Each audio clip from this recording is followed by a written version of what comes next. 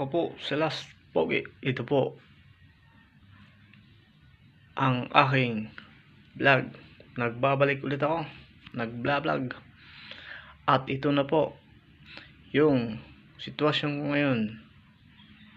Almusal ko pa lang. Ito po. Kape lang po. Ang pinakaulam po ilagay ko sa kanin.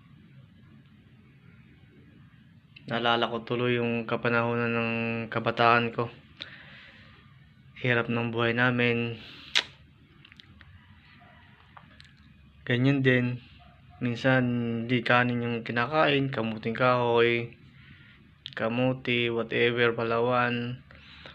Pero